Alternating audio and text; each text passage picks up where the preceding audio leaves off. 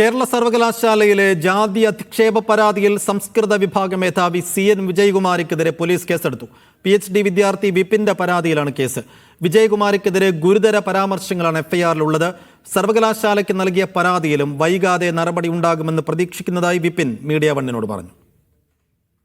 കേരള സർവകലാശാല കാര്യവട്ടം ക്യാമ്പസിലെ സംസ്കൃത വിഭാഗം വകുപ്പ് മേധാവിയാണ് CN വിജയകുമാരി. ഓപ്പൺ ഡിഫൻസിന് ശേഷം ഞാൻ ഒപ്പിട്ടാലല്ലേ നിനക്ക് ഡോക്ടറേറ്റ് ലഭിക്കുമെന്ന് പറഞ്ഞുകൊണ്ട് വിജയകുമാരി അവരുടെ ഓഫീസിലേക്ക് പോയി. ഉച്ചയ്ക്ക് ശേഷം വകുപ്പ് മേധാവിയെ ഓഫീസിലെത്തി വിപിൻ കണ്ടു.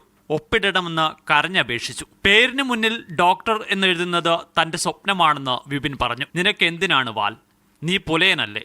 ആ വാൾ തന്നെ ധാരാളമെന്ന് പറഞ്ഞ് വിപിനെ വിജയകുമാരി അധിക്ഷേപിച്ചു. വിപിൻ ഓഫീസിൽ പ്രവേശിച്ചതോടെ ഇവിടം അശുദ്ധമായെന്ന് പറഞ്ഞ് വിജയകുമാരി വെള്ളമൊഴിച്ച് വൃത്തിയാക്കിയെന്നും FIR-ൽ വ്യക്തമാക്കിയിട്ടുണ്ട്. 2015 കാര്യവട്ടം ക്യാമ്പസിൽ വിപിൻ MPhil ചെയ്യുമ്പോൾ ഗൈഡായിരുന്നു വിജയകുമാരി. നീചജാതിക്കാർ എത്ര ശ്രമിച്ചാലും സംസ്കൃതം വഴങ്ങില്ലെന്ന് പറഞ്ഞ് വിജയകുമാരി വിപിനെ അന്നു മുതലേ അധിക്ഷേപിച്ചിരുന്നു. നിയമപരമായ നടപടി തുടരാനാണ് വിപിന്റെ തീരുമാനം. ഇന്നലെ സ്വകാര്യ പോലീസിന് മൊഴി കൊടുത്തിട്ടുണ്ട്. അതിനിപ്പോ എന്താണെന്നുള്ളത് അത് തീരുമാനിക്കട്ടെ.